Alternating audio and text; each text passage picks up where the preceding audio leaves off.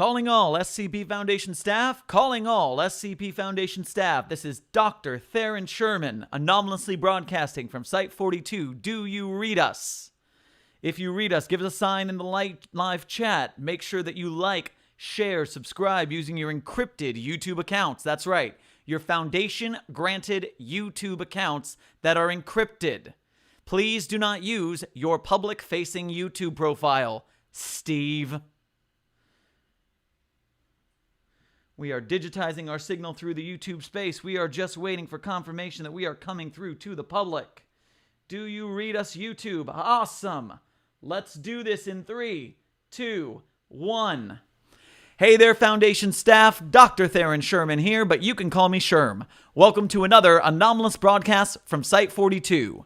For anybody unfamiliar with our show, the rundown goes like this. Number 1. I read you an SCP document, or tale, or something from the wiki. B. We discuss that article that we have read with our fans, with our Discord staff, and with our, if we're lucky, the author of the show. As you can tell, I'm doing it without my teleprompter on hand tonight. Oops. And we also discuss it with the author who may or may not join us that evening. Remember that if you'd like to join the conversation yourself, I will be monitoring the chat in between each chapter and answering questions as we go, or saving them all to the end, depending on if we're all riveted by the story. Also, remember that if you enjoy the show, leave a like and a comment to let us know, subscribe and hit the bell, and if you really want to help us out, support our broadcast at patreon.com/site42. Tonight, we have a special event. We are going over a new SCP-001 proposal, Rounderhouse's proposal, titled MEMENTO MORI. And we are lucky that Rounderhouse has decided to join us tonight. So let me bring him on the broadcast in 3, 2, 1. Hello, Rounderhouse. Hi, Sherm. How's it going? Fantastic. Welcome to the stream. Introduce yourself to the audience. Hi, I'm Rounderhouse. Write skips for the site. Some of you may know me. Most of you probably won't. I use he, him. Fantastic. We are reading your new SCP-001. Those tend to be bigger and more eventy than normal SCP, so congratulations on writing it. Is this your first 001, or you have a couple? This is my first 001 actually posted to the slot. I had written one with a couple others, but we entered into the 5K contest. And now it sits in the 5555 slot. Oh, go check out 5555 if you like what we do tonight. Or even if you don't, because it's different. It's a different story. Just enjoy stories, guys. All right, so do we have any preface for tonight's Memento Mori before we get into it? No real preface, really. I like to see people's reactions to it going in. All right, I am going to shift my microphone. I apologize for any interference in the meantime. This article is rather visually appealing. So while we are reading this tonight, I will be scrolling it here on the screen. And so Rounder and I will be going back and forth. And let's do this thing, starting with Rounderhouse's proposal. By direct order of the Office of the Administrator, the following file is classified Clearance Level 001/1. All Foundation personnel are permitted and encouraged to read this document. Very interesting for 001. Also very interesting for my mouse breaking. Good, we're back. Welcome, 0513. Level 1, 001, classified. Item number, SCP-001. Object class, safe. This is a picture of Site-01. Special containment procedures. All personnel are permitted to put in a request to their local human resources officer if they would like to visit Site 1. Visits are generally limited to 1 per 4 years, in order to avoid large amounts of damage to the property. The site itself is maintained by the Office of the Administrator, and any concerns with the physical building or grounds should be directed there. Description. SCP-001 refers to a collection of 13 anomalous areas present within Site 1. These anomalous areas vary in size and effect, and are scattered throughout the ground of the site. Grounds of the site? Grounds of the site. A full list of SCP-001 instances is attached below. Also pictured, Administrator Franz Williams, circa 1891.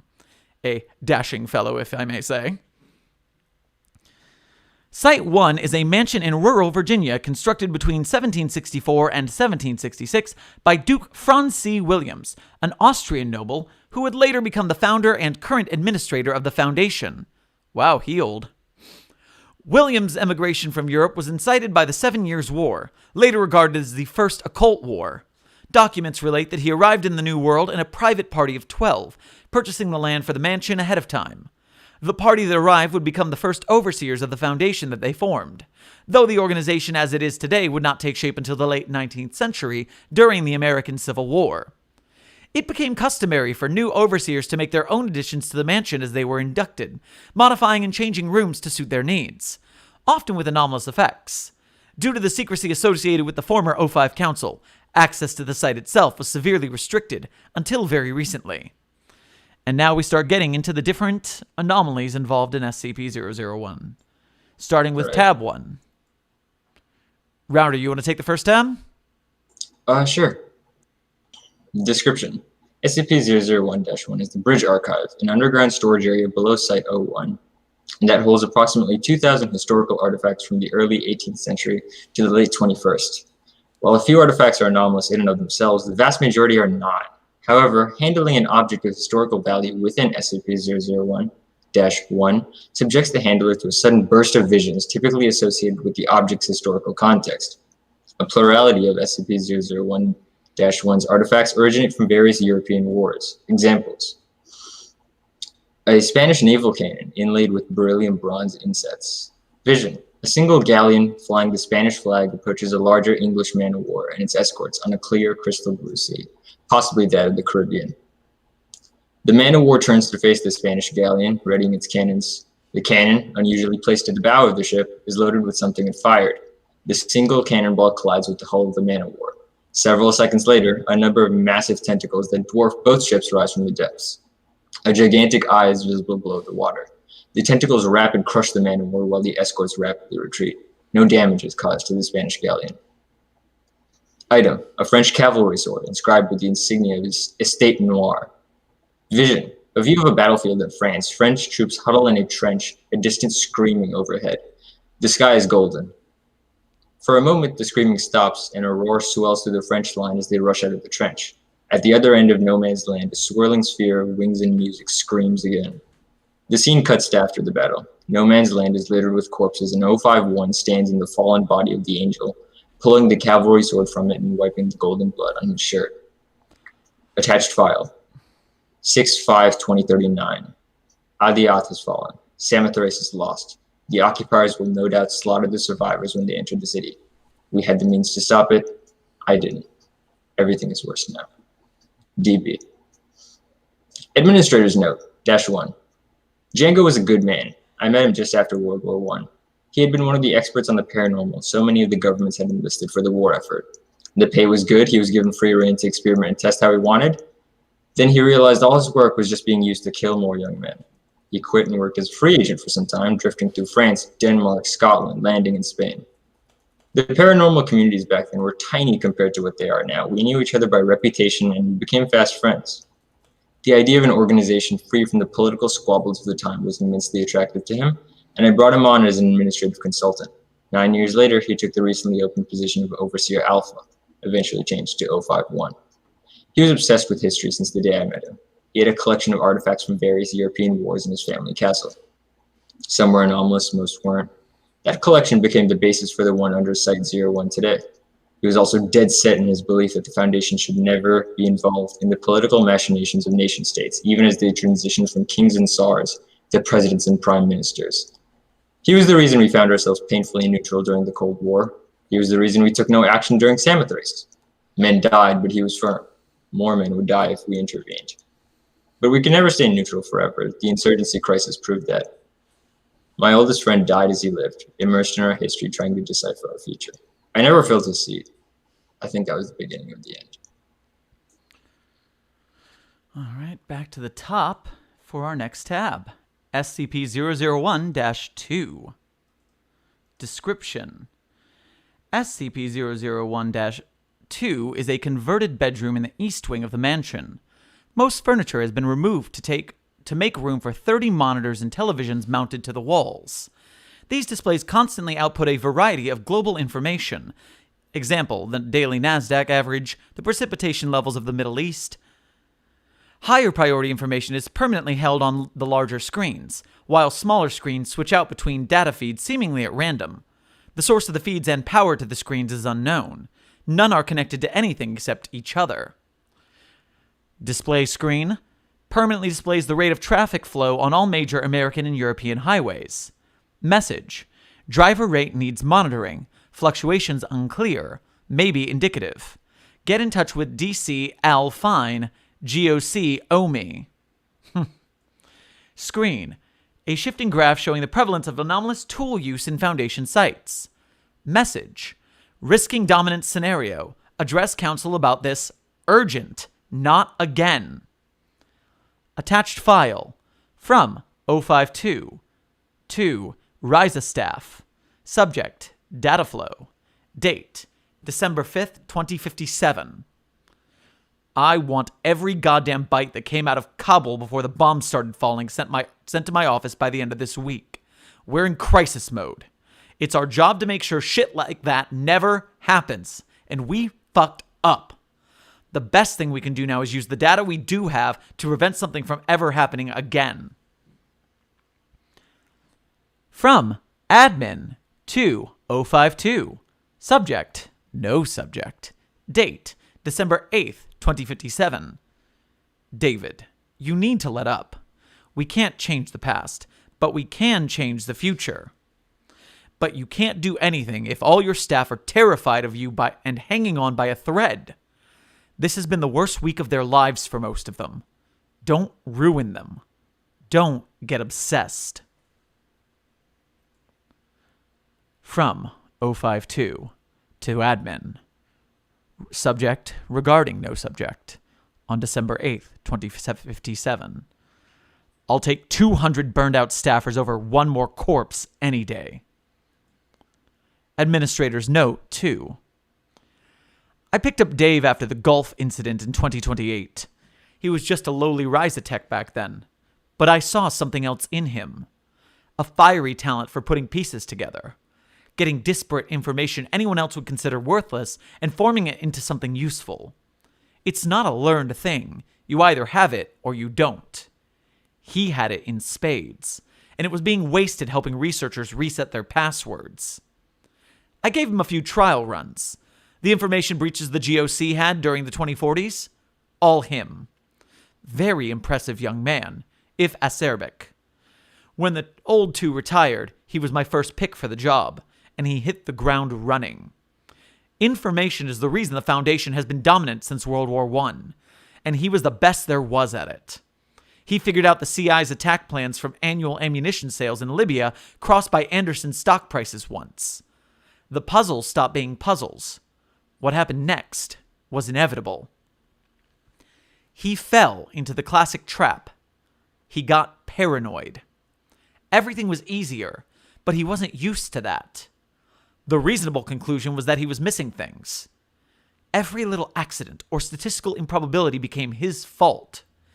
He felt responsible for the hundreds that died during the 6-Minute War. Kabul was on his hands.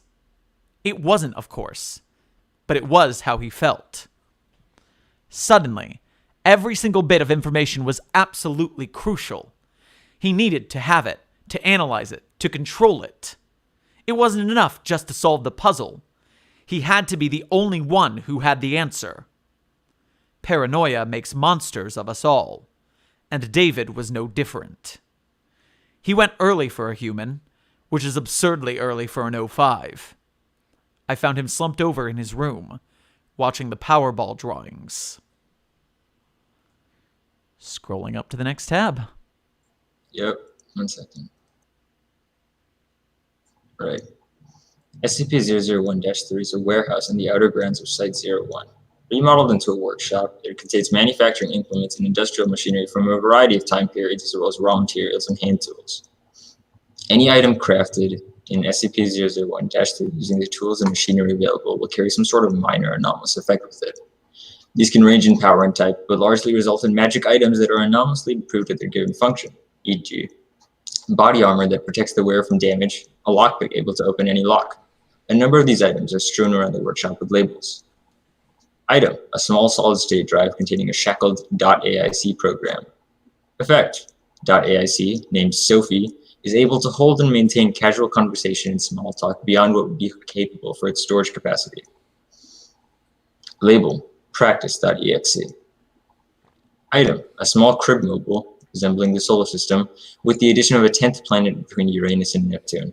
Effect, instantly calms the observer into a state of relaxation, presumably designed to soothe infant crying.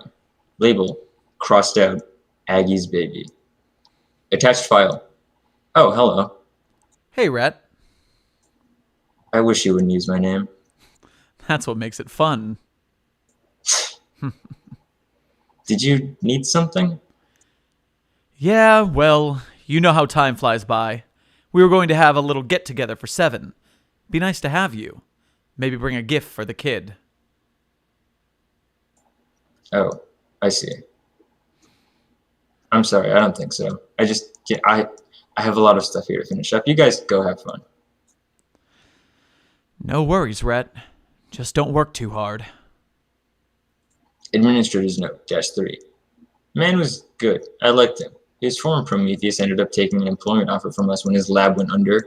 Put his brain to work designing more efficient things for us to use. Containment chambers, machines, sometimes even weapons.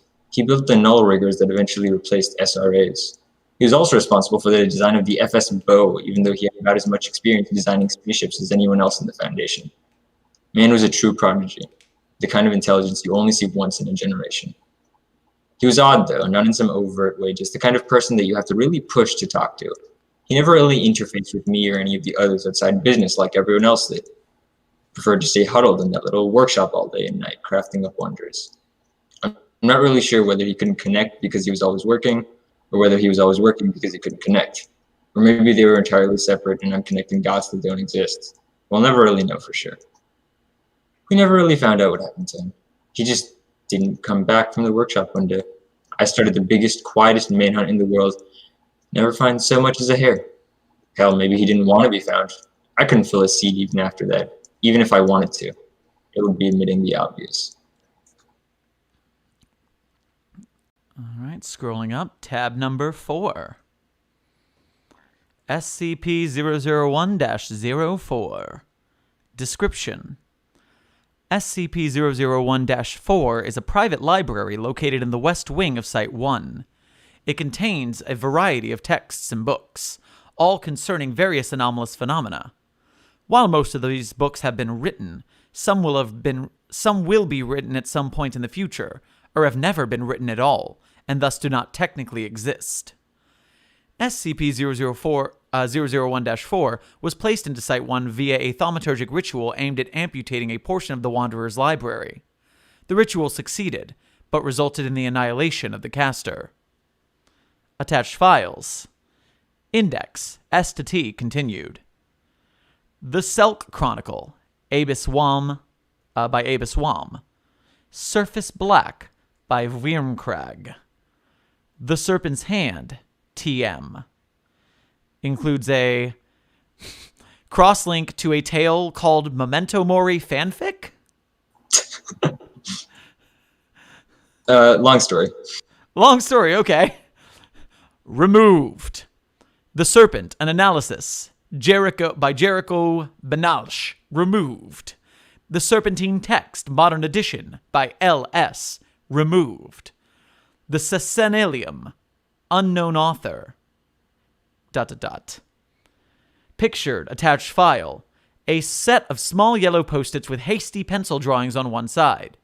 The art depicts scenes from SCP-7984, including the main hall, and page and archivist instances of SCP-7984-A.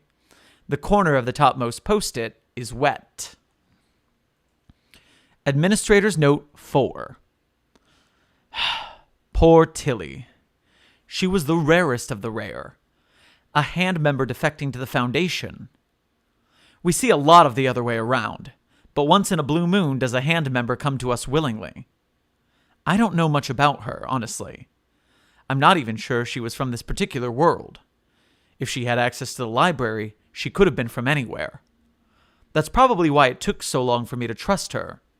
She took up the mantle of 4 30 years after that meeting, even after becoming the director of 17. Between then, she became one of our most valued assets. An encyclopedic knowledge of pretty much every type of magic possible without being a capital G god. She knew how to neutralize wizards, casters, battle mages, anything. She also knew how to disrupt the Hand's operations. They were pretty much gone by 2049. At least, until the 9th Occult War. They have a habit of springing up during crises. But I digress. We had anomalous members of the council before, but never a true honest-to-God wizard. Never thought I'd see the day. But she was one of the most loyal people I have ever met. I have no idea what the Hand did to piss her off, but she never forgave them. Her joy in ruining them was only matched by her thirst for knowledge. That was what did her in the end. From the moment she shook my hand, she became a jailer and was barred from the library forever. She knew what she was signing up for, but I don't think she fully understood how important that place was to her. She would give anything to have her access restored. She ended up giving everything. Heavy. Oh my god, I'm getting chills. Right, next tab. Description. SCP-001-5 is a large greenhouse and conservatory inside the gardens behind the East Wing. A variety of colorful plants grow inside, completely unique. This species no longer exists anywhere else in the world. They have never been documented by modern science and only exist after having been meticulously reconstructed by Foundation Gene Labs. While never documented by modern science, archaic herbariums from medieval Britain indicate that the species closely match descriptions of plants supposedly found on the Fey Island of High Brazil. Description. A shrub with small white flowers secretes a milky white substance. Placard. A Galophodus. Has abnormal healing properties. Maybe send a cutting to 9? Description. An aquatic fern with purple 5-parted leaves. Placard. Raskovnish. Ground into a paste effective against magical wards. Seeds from mom's cache. Attached file. Hey, whoever finds this, I'm sorry about the mess. I'm sick of it all, and I feel like I'm doing everything wrong, and I've been spending a lot of time with the plants lately. Did you know there's species here that haven't existed for 7 centuries? They were lost when the island disappeared, but I had the labs reconstruct them, so I guess they'll live on. That makes one of us. Haha. Sorry, bad joke, but yeah, I'm sorry about the mess. Could you please make sure my dad doesn't find out about this? I don't know what it would do to him, but I think it's about time. Bye. Administrator's note. 5. Chelsea was one I never expected to have as an overseer. A half-blood fairy? It would be inconceivable. The Foundation's relationship with the Fae folk is one famously riddled with lies of violence and tragedy on both sides. But the Fae population was decimated after the events in High Brazil. We never saw the island again after 1988, and by the turn of the century, we assumed that they were all either dead or somewhere we couldn't find them. But not all the Fae were on the island when it vanished. I'll spare you the details, but Chelsea was the result of a union between a Foundation agent and a Fae. She had the benefits of the Fae's magic and the career prospects that come with having a parent employed by the Foundation. It was hard, but stuff was different back then. We had anomalous task forces. A half-anomalous researcher wasn't that absurd. She had adversity, of course, but she rose through the ranks quickly. The previous 5 recommended her for the position before he went, and I agreed. She always struggled with it, though. Supporting, even leading an organization that was the blood enemy of her people. She was a phenomenal 05, which is what makes everything that much more tragic. It wasn't any sudden event, just decades of moral conflict culminating until she couldn't take it anymore. This greenhouse always meant a lot to her. It was the closest thing to her homeland that still existed anywhere on the planet. Maybe that's why she brought the gun here. Heavy and keeps getting heavier. Yeah. All right, tab number 6. Reaching the 50-yard line. SCP-001-06. Description. SCP-001-06 is a bedroom in the Western Wing. It has been renovated and redecorated in the style of traditional Middle Eastern homes. Tapestries, artifacts, and knickknacks line the walls and shelves. A hookah sits on the low table. Quilts and Afghan rugs cover the floor and bed. Touching any of these decorations results in the hookah producing a light smoke. When inhaled, the subject will experience a strong vision. Item: a small flag of the piercing sun movement, a sunrise with an eye on it, rendered in minimalist black and white. Vision: the walls of Adiat. The flags of the piercing sun government are everywhere, and loudspeakers loudly proclaim the date, September 5th, 2039, and that the Horizon Initiative has beat back another separatist movement. The streets are empty. Item: a quilted blanket on the bed. Vision: standing in the market of an Afghan village. A woman kneels in a small shop and sews the rug. On a small television, a muted news channel dated December 1st shows aerial shots of Kabul in ruins. Small explosions still pepper the rubble. The subject will cry after the vision ends, but is never able to explain why. Attached file. Why? You know why, Ali. What? The GOC might take offense? They don't give a shit about anything east of Turkey. They never have. No, because we're not in a position to be jamming our fists into every anomalous conflict that springs up. Then why are you even here? You disappear for months at a time and then show up to tell me that my vote is invalid? Because one is dead, and I don't want you to go rushing headfirst into a fight you don't know anything about. Didn't we learn anything from Samothrace? Neutrality just means more death. You know this. Look, I agree with you, but the other 9 don't. I vested the power in your hands for a reason. This isn't going to end here. Kabul is just first blood. 12's replacement is getting fast-tracked, and he knows how to win a fight. Just wait, okay? 9. What happened to us? Administrator's note, 6. Ali was from the Middle East. Exposing my Eurocentrism, I couldn't tell you where exactly. He always said that he drifted from country to country after the Arab Spring. He loved it, though, with all his heart.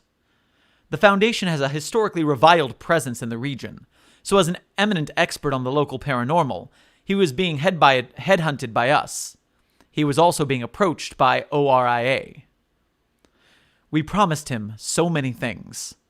That keeping the region stable was in our best interest, too. That Oria's end goal was hegemony against the West. Some of it was true, some of it wasn't. In either case, he believed it, and took the job offer. Naturally, his first task was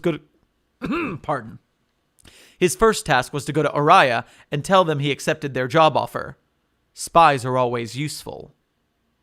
He fed us info, fed them misinfo, all sorts of things. He's directly responsible for the strong relations we have there now. He did well for a good long while, but sooner or later spies get found out. His time came after the Dubai gin incident, and we pulled him back to the States to take an administrative job, well outside Oria's grip. He was good at his job, and had strong personal connections with important players. It wasn't long before a council spot opened up, and I ushered him in. We never quite managed to make the region stable, and Oriya never quite built their hegemony, so what can really be said? All Ali knew is that he had completely screwed the organization dedicated to his people, and bet all his money on us. When the insurgency reared their ugly heads and made a first strike, he realized he'd made the wrong decision and tried to fix his mistakes. I stopped him. He drank until his liver gave out, then drank some more. Yeah. God dang. All right, tab 7, have at it. Description: SCP-001-7 is a wooden gazebo in the gardens behind the eastern wing, painted white. It contains an arbor which is grown over with ivy and roses. Upon stepping through the arbor, the subject will be temporarily transported to one of 2 extra-dimensional locations. While the subject is free to walk around, no actions taken will affect anything and no one will acknowledge the presence. Location 1. A small wedding in progress on a rainy day. A man and a woman, wet in their wedding clothes, kiss under the arbor to applause from the assembled 24 individuals. They will mingle, congratulating the couple. The woman lightly touches her belly. Location 2. A funeral in progress on a cloudy day. A portrait of the woman stands on an easel, the casket is closed, and on a table inside the gazebo in front of the arbor. A dozen or so individuals stand quietly, talking or sit silently. The man stands at the edge of the gazebo looking out at Site-01. His face is emotionless. Attached file from 057 at Overwatch to 051 at Overwatch. Subject regarding no subject. Date January 8th, 2039. 1. I really don't care how long you've been on the council. You don't outrank me. So don't ever get on your high horse and think to shame me for taking action where you won't. People in Samothrace are dying by the day and the piercing sun is still marching Dadiad. The veil won't fall if we evacuate who we can, even if you're too much of a coward to work with the GOC and end it. I'm not going to sit by and watch people die one. I can't do that. Administrator's note, -7. Aggie was the best of us. She had a lot of love to give. She was also incredibly talented. Her rise through the ranks of Foundation administration was meteoric. When 7 died, she was pretty much the only option. His sphere of influence was containment solutions, and Aggie was the best graded HMCL out there, not to mention having first-hand experience with all the famous anomalies. She was brought on with a shake and a smile. Otherwise, she would have been on the ethics committee, which was probably the biggest pain in the ass for the council until the insurgency. She always had a strong moral bone. She met 13 early on, though, long before that. We all work together. It's impossible not to know your fellow overseers, even if you don't meet them physically all that often. I don't know exactly when they started their little romance, but I found out in 2034, about a week before they wedded. She always was Maverick. At least they were happy together. I thought married overseers were a road to disaster, but in those days, the council were the ones that actually ran things. It wasn't my place to say. I was wrong anyway. They brought out the best in each other. There were bad times, of course. Every couple has bad times, but the good times seemed to vastly outnumber them. Each was the first thing the other had put on the same level as their careers. They made a funny couple. 13 the bureaucrat, 7 the maverick, always doing what she thought was right. She had a lot of love to give. She died in childbirth. I don't know what happened to the child that left after 13. He was good, but never quite the same. All right. Oh, too far. All right, tab 8. Ooh, that's an interesting picture. SCP-001-08. Description. SCP-001-8 is a large non-functional machine in the basement of Site-1. The express purpose of SCP-001-8 is unknown, but by 058's description is, quote, a time machine, end quote. It has sustained heavy damage through unknown means, resulting in a number of exterior scratches and scorch marks, as well as burns and broken machinery on the inside. The interior is a small space, 2 meters square, with a seat and controls for the machine. One corner has been cleared of rubble and contains a small shrine with mundane memorabilia. Item: a small black disc, 3 inches wide. When put on a flat surface and pressed, it displays a holographic photo of 2 men with a small child. The child is cutting a birthday cake. All are smiling. Item: a crumpled paper receipt for a, quote, Salaman implant repair in New Portland. An address is given, and the charge comes out to $198.74. No such store exists at the given address, but the receipt is dated to September 16th, 2154. The date is repeatedly underlined in black marker. Attached file. That's everything, I think. Lord, I hope so. It is everything. Meeting adjourned, unless anyone else has any concerns. Do you ever think about when you're going to die? Excuse me, son? Just generally. O5 still die eventually. That's how we got our jobs. So, do you? I think this discussion isn't productive. Where the hell have you been? Fixing things. But hey, 8. Maybe you should go take a lie down, huh? Meeting's over anyways. Yeah, sorry guys. Administrator's Note 8. Thad was another one I truly didn't expect. For all my abilities, even I can't see into the future. He could, but only by virtue of being from there. He told us more than enough to both confirm he was from the Foundation of Tomorrow and to gain our trust. He warned us about group of interest movements, about containment breaches, about significant historical events. Everything we needed. He was content to tell us what we needed to direct the Foundation into being the technologically dominant force it is today. That said, he never really ever talked about the future when he was from. Said that it would risk causality or a paradox. I think it's funny, because he ended up proving causality anyway. Knowing the future has the unfortunate side effect of knowing the future. He knew every single one of his colleagues, even me, would die.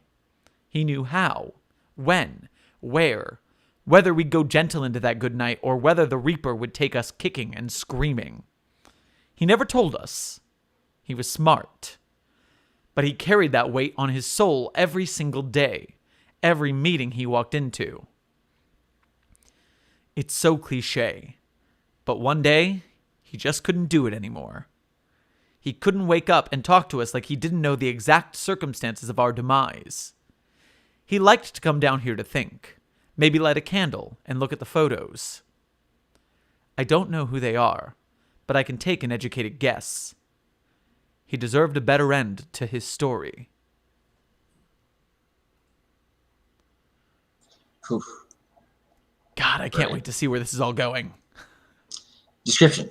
SCP-001-09 is a medicine cabinet in the bathroom of a private bedroom in the eastern wing. The cabinet contains an array of medicines and narcotics, all contained in unlabeled amber glass pill bottles.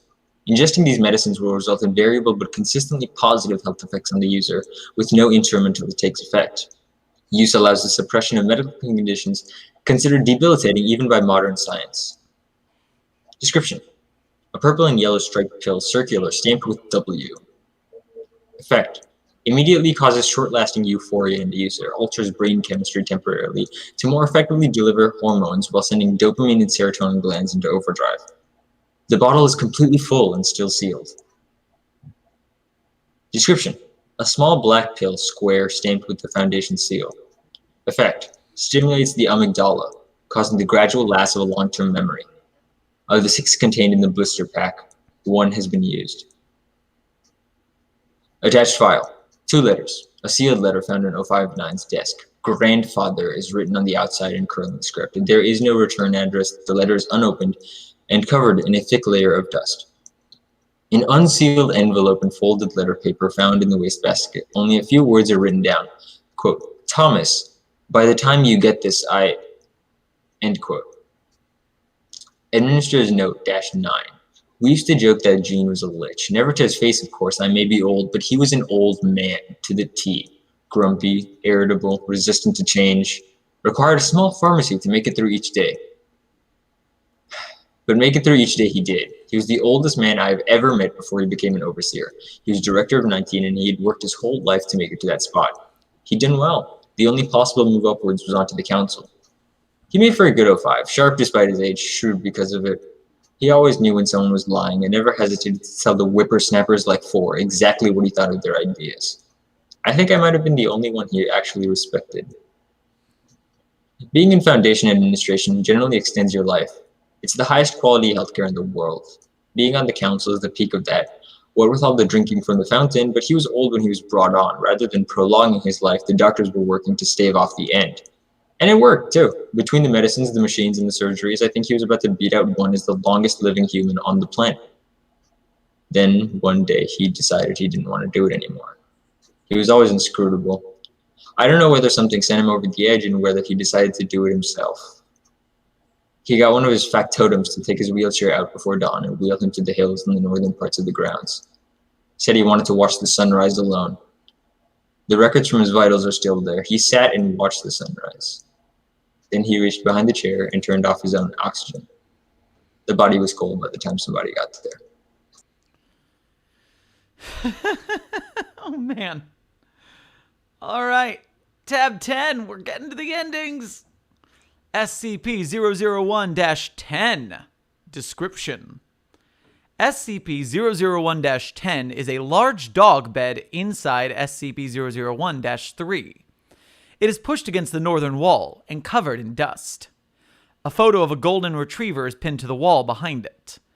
A number of items sit in the dog bed, including a chew toy, leash, and beaker. Upon touching any of these items, the subject will find themselves standing on the southern shore of the pond on the Site 1 grounds. Attached file. To do.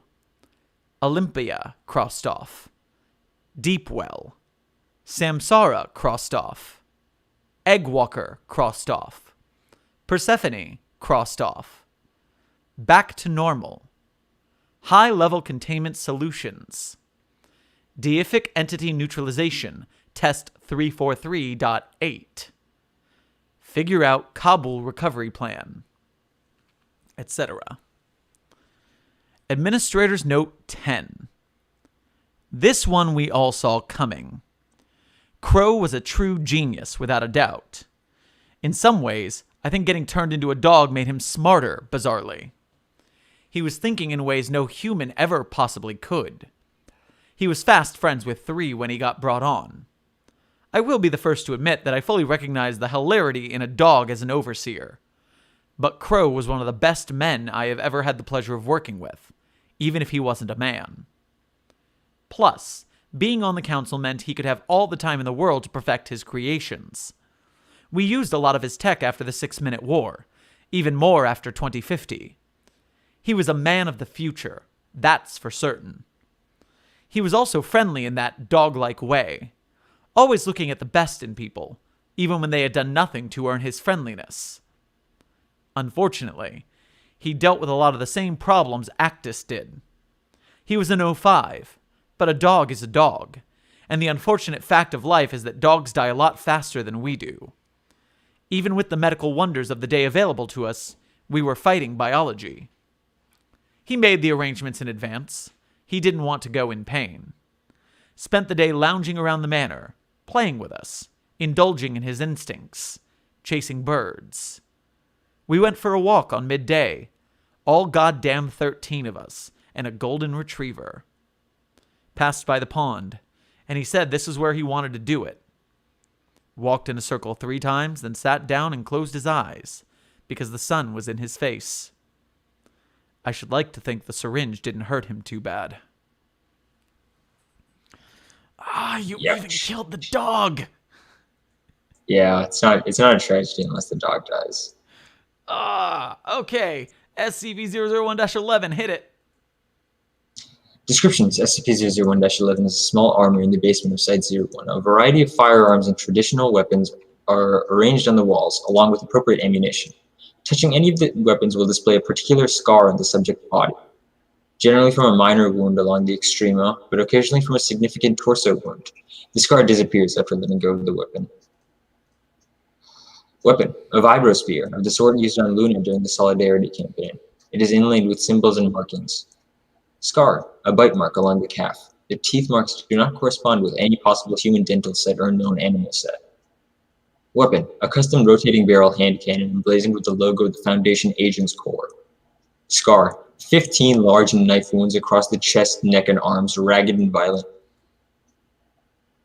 From 05-11 at overwatch.scpint. To admin at scpint. Subject: regarding mission. Date 05-3 2063. You gotta stop worrying about me. I've been doing all this shit way before I had a desk job, remember? You had better, you're the one that put me behind it. I have the best security detail on the planet, and I'm going to a site nobody even knows about. The little people need to know we haven't abandoned them. That's how you get people actually defecting. Focus on getting the other seats filled before you start worrying about what happens if mine goes empty, okay? You're a good boss, but you worry too much. I'll be fine. I promise. Administrator's Note, -11.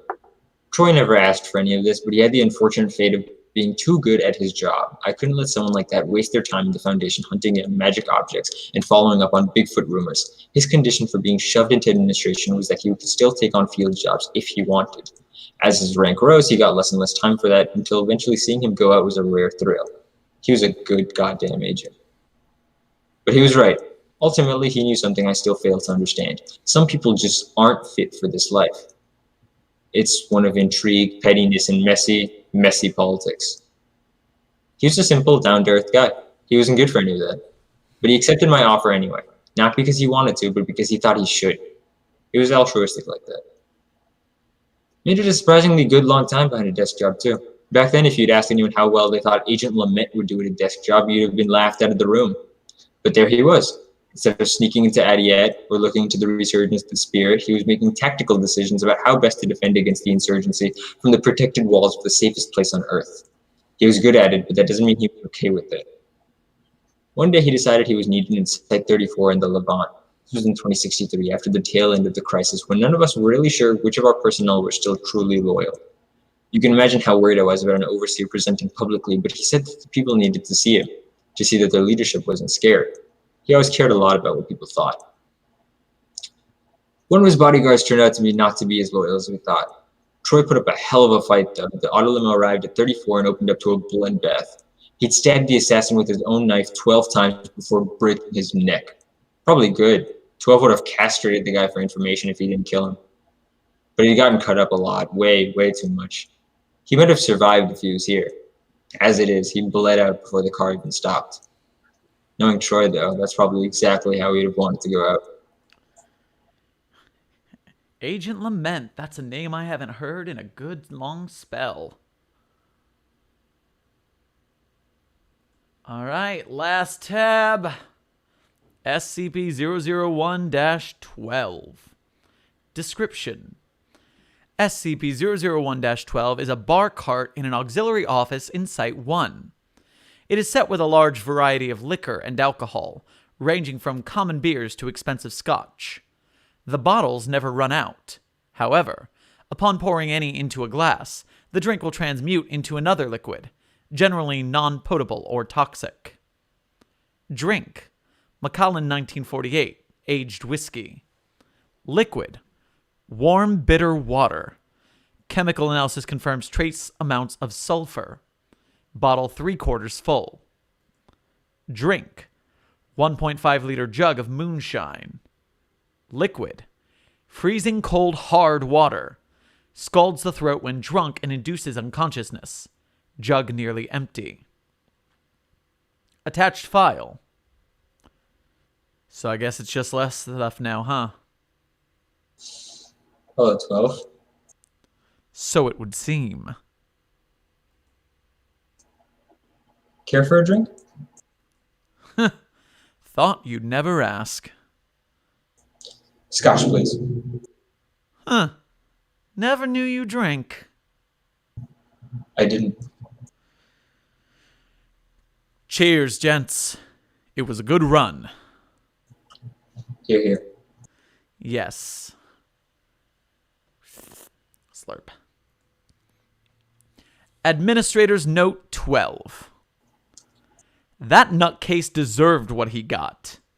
The only reason he was on the council is because of the insurgency crisis. We needed a strong, capable military leader. The last time I fought, horses were still on the battlefield. Alto was a deranged maniac, but we've had a lot of deranged maniacs. Right then, we needed one. He did his job, beat back the enemy. The insurgency rose and was suppressed with overwhelming force. We waged war in Asia, Africa, even in the Antarctic. Even the Antarctic became a war zone. And we won. Clef ceded his control of applied force afterwards, but he always directed the massive influence in the division. Not surprising. After that, he didn't really know what to do. 05 was not the action-packed cloak and dagger job he thought it was. Mostly just paperwork and meetings. So he lost his fervor over time. Mellowed out. Became the kind of guy you could drink with instead of the kind of guy who started bar fights. None of us spent too much time around him. Never really forgot the shit he pulled way back when. One day, he went looking for a fight and got one. What happened isn't important. But after, he was dead and buried. I swear to God I saw the sun blink. Just for a moment. Ah, that's the last tab. Yeah. We're going on to the finale, right? Yep. All right. Clearance level 0015 detected. Would you like to open a classified file addendum? Do you want to take this one or should I? You can take it. I'd like to see your reaction. Open addendum. Here we go. SCP-001-13. Description. SCP-001-13 is a small graveyard on the outer grounds of Site 1. 13 gravestones are arranged in a grid of 4 columns.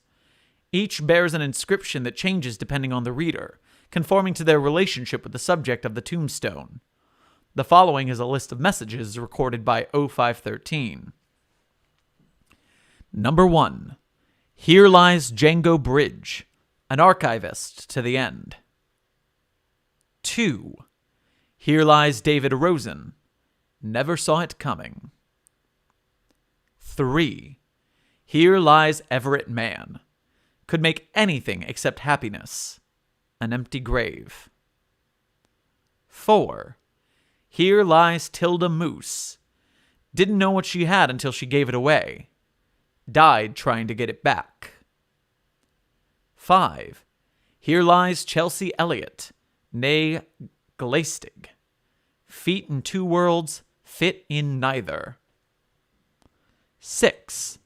Here lies Ali Ibn Bijan. Can you pronounce that right? Sorry, it didn't come through. I said you got it right. Oh, nice. Yay.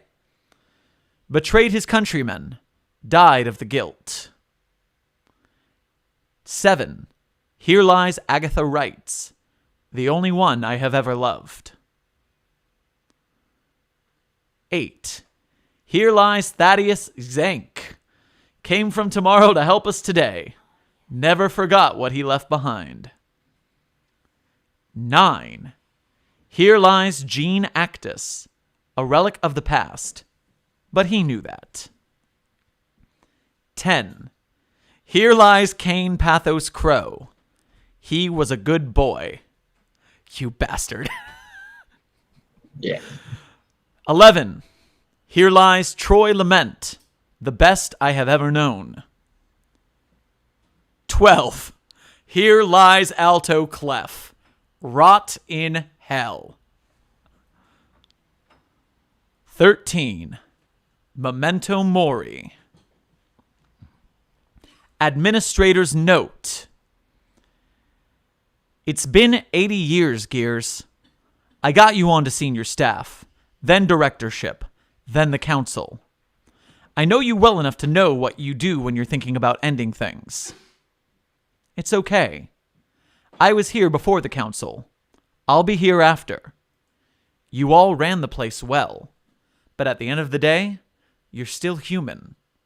You make mistakes, and you have flaws, and that's all right. You did the best you could, and it was pretty good.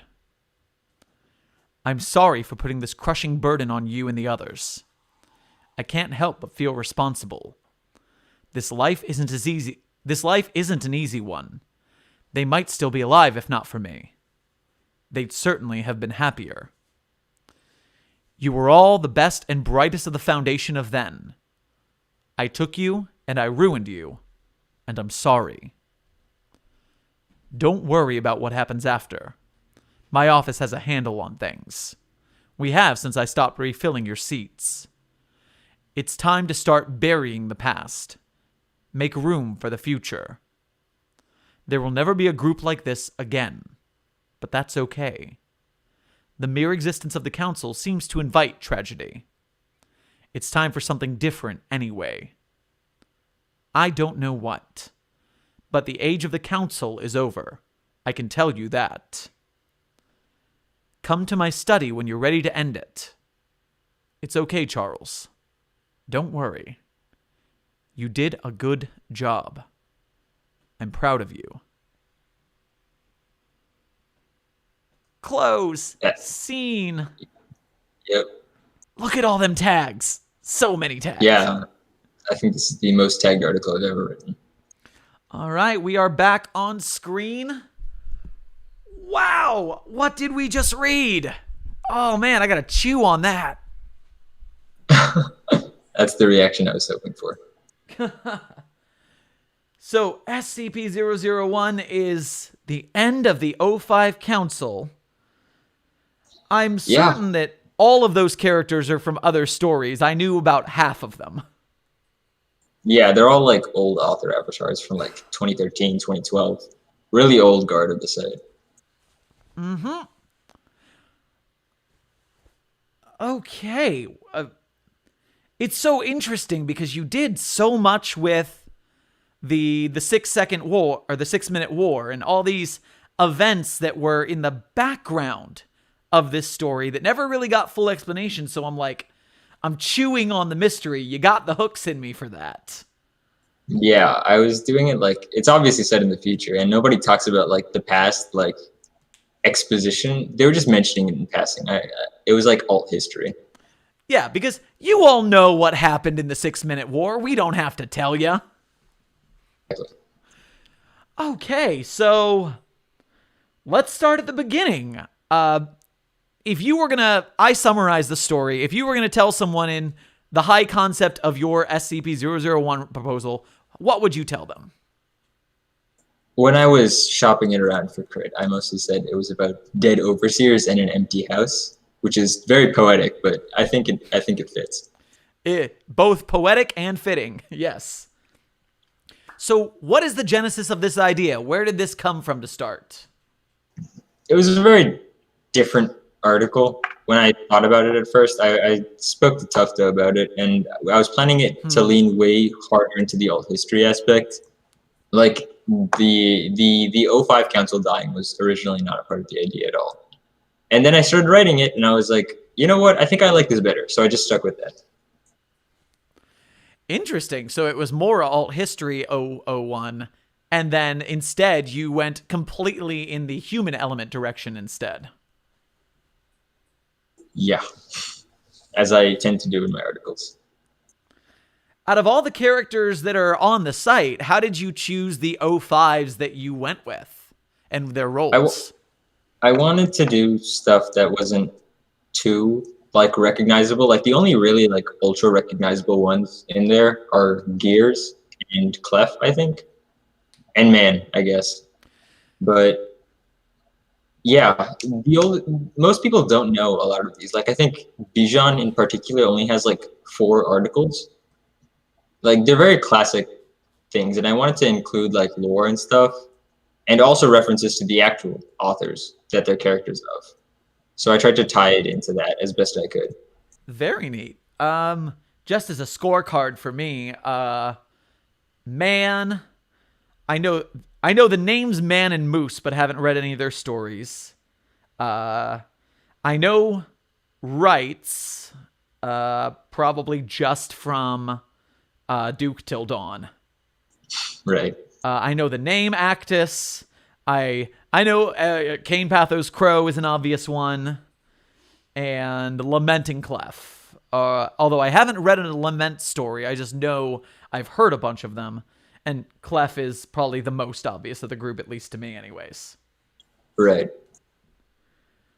All right, so that actually answers my second question, which is usually if it changed from Genesis to where it is now. How was the crit process on this? How many rounds did you go through? 3, actually, which is usually a lot less.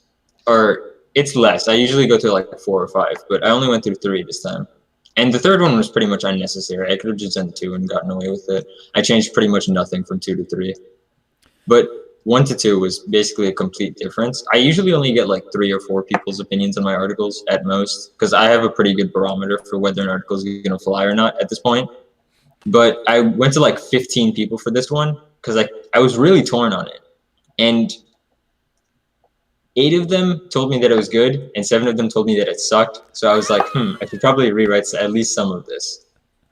And then I leaned harder into the human aspect. I added the attached files and stuff. Originally, it was just the objects and the administrator's note. I added the attached files, and I think that made all the difference.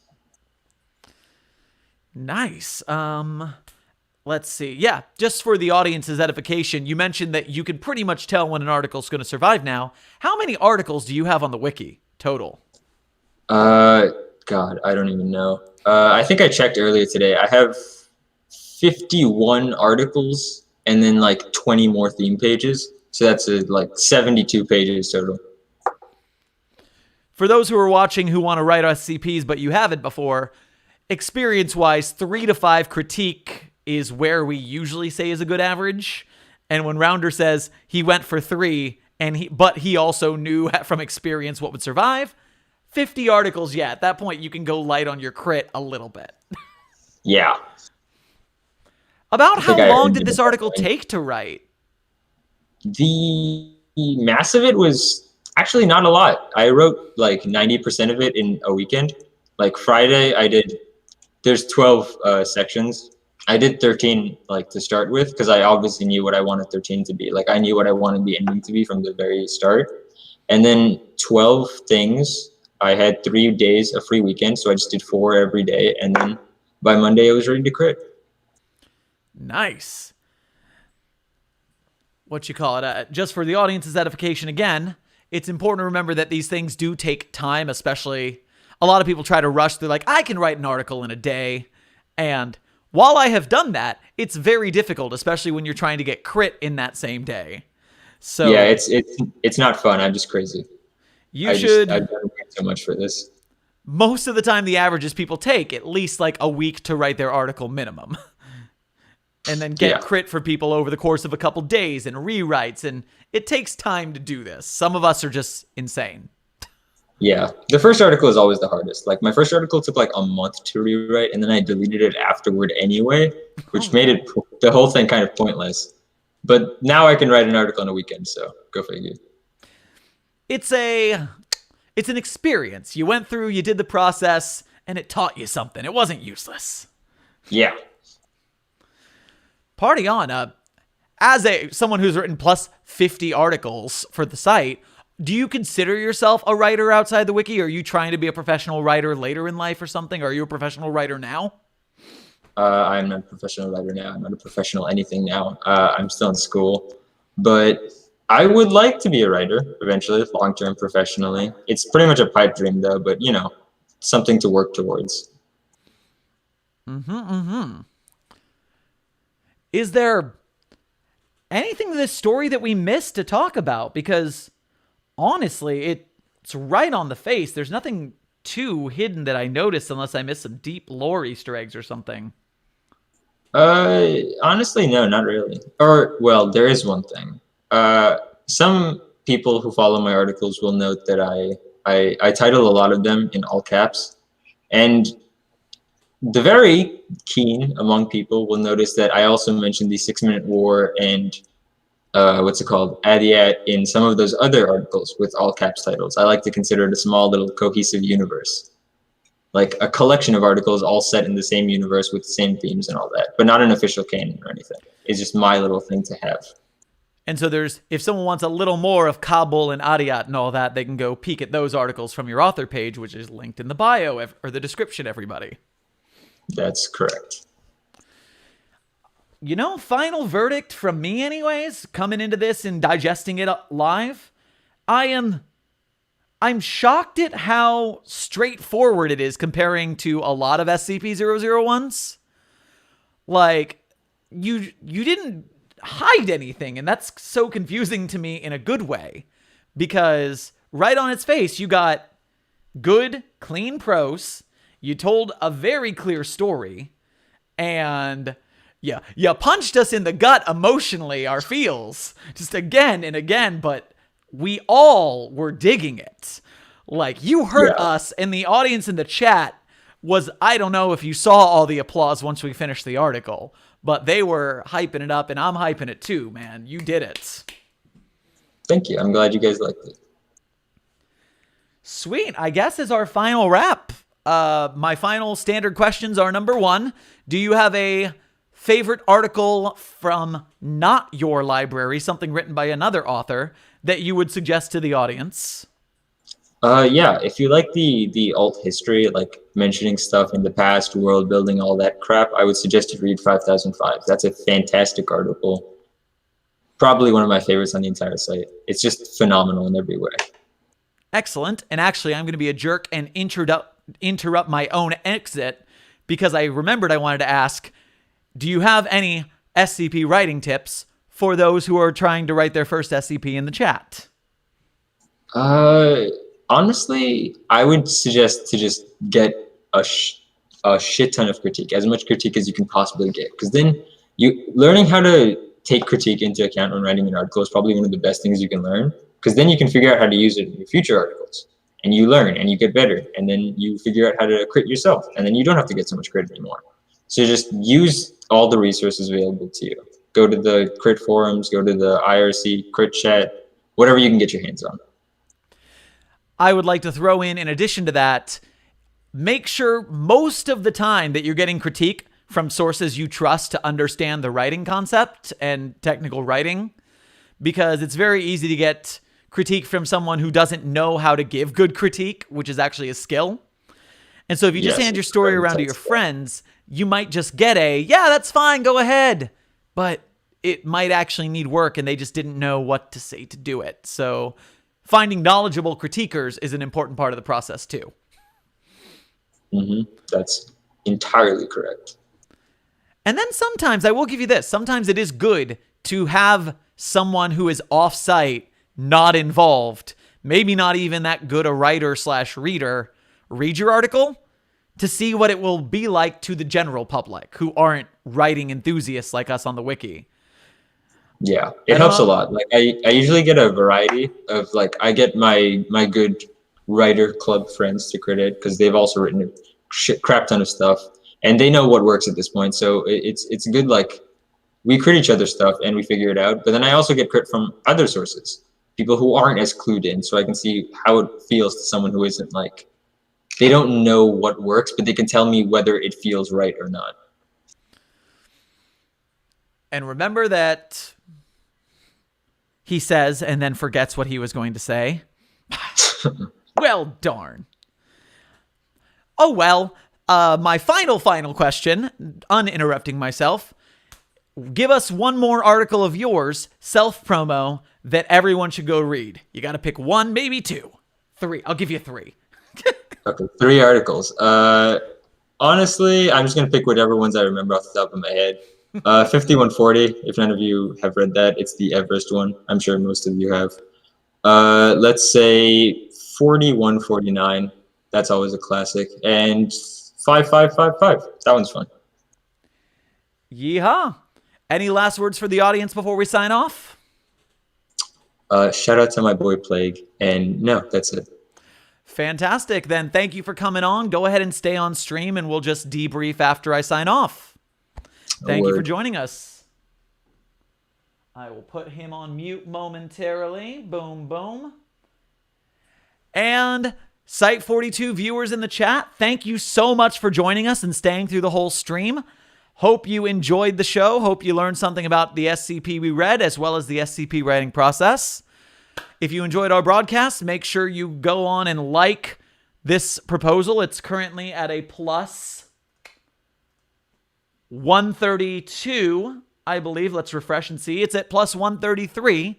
It'll be at 134 once I can sign in and upvote it myself, because Wikidot's not letting me upvote it on my phone or on my computer. I have to do it through my phone because Wikidot is terrible.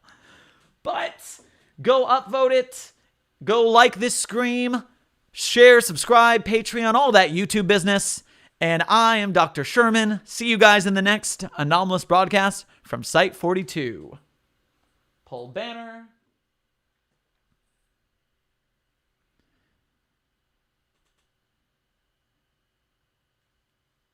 Usually I have a bad song at this point that's poorly sung, but I don't know the words to the only song that's stuck in my head. The only song that's stuck in my head is the frickin' Wellerman song.